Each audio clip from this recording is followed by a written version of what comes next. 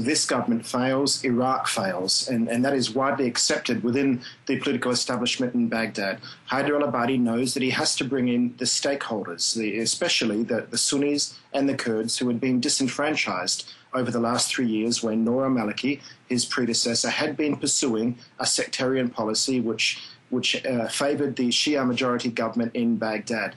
Ali Hatem Sleiman is a very important figure within the Sunni community, and him stepping forward today saying that he was prepared to work with Haider al-Abadi is important. However, he did offer preconditions, and those are that the Iraqi military move away from Sunni areas of the country, it stopped persecuting Sunni political leaders that it's gone after in recent times. Some of these conditions are going to be hard to meet, but Ali Hatem has the whip hand at the moment because he can hold sway over the Islamic State people who are causing so much trouble in western and central Iraq.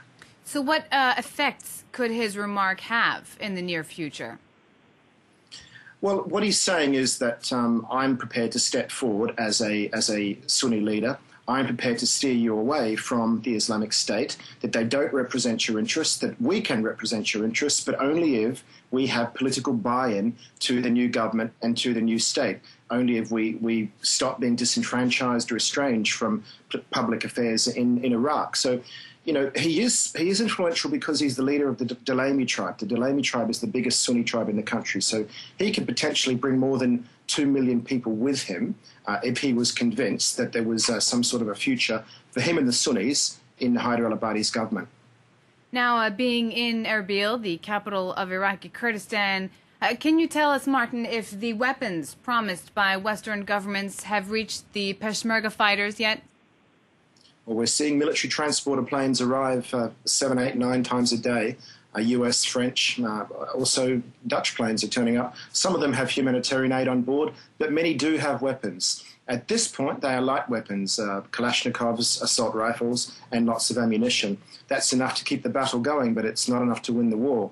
What the Kurds are looking for are heavy advanced weapons, the very type that were turned on them by the Islamic State over the past 2 weeks. And those weapons had been looted by the jihadists from Iraqi military bases in the north of the country when the Iraqi army fled. The Kurds are saying American-supplied weapons are being used as an existential threat against us. We need the very type of weapons that they've got, and we need them imminently. So far, they haven't got them, but Britain and America have promised to deliver them.